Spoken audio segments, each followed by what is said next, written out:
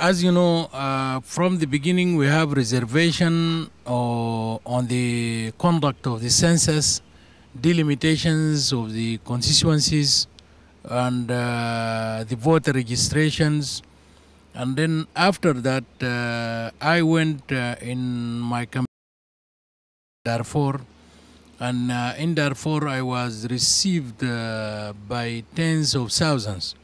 And Darfur is in a state of emergency. The Darfurian people, they made it very clear to me that it is very difficult to conduct and that the peace is priority for them, and they would like the SPLM to consider that. Then again, we discover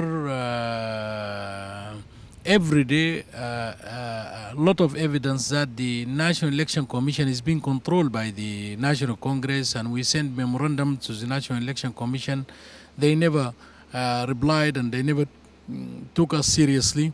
To extend that Muhammad Abdurrahim Jawish, who is the guy responsible from the data in the National Election Commission, is the same guy responsible from the data in the National Congress, the party of General Bashir.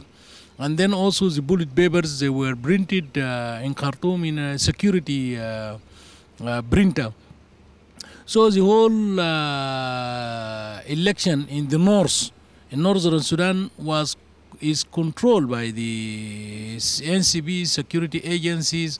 And this, I and my colleague in other political parties, we say it is not fair and free, and we decided to boycott it.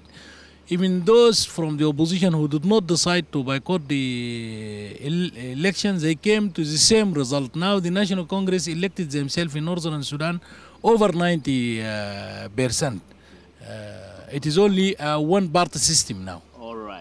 Now, Mr. Yasir Arman, your explanation is brilliant, but there is a problem also, is that many Sudanese counted on you. For example, here in the south, I understand that almost 92% of southern Sudanese voted for you, and in north the same thing. But the fact that you withdrew, don't you think that you've blown up or destroyed a golden opportunity to change Sudan? Well, I share the anger of the ordinary people who have a great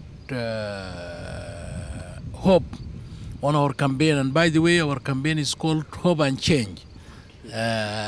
We created a big hope, but the frustration, it is as a result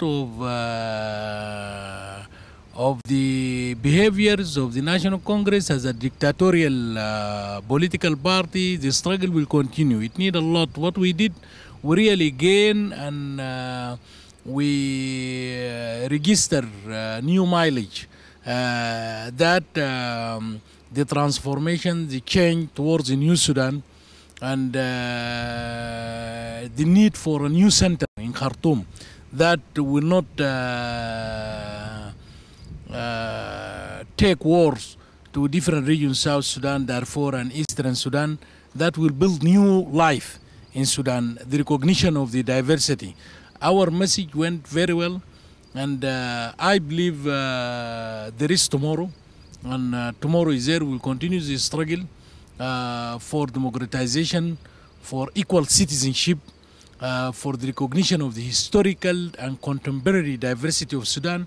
As you know, Sudan is a country, is a small Africa, is a country of more than 570 different ethnic tribes, more than 130 languages, more than 7,000 years of history. It is part of the Nile Valley civilization, which was a black civilization. So we will continue the struggle to transform Sudan, to change Sudan. I believe those who believe in our campaign, on our ideal vision, they will continue. Even if they got disappointed for some time, they will regain power, and we will go in this journey together, the SPLM and the Sudanese people, to change and transform Sudan.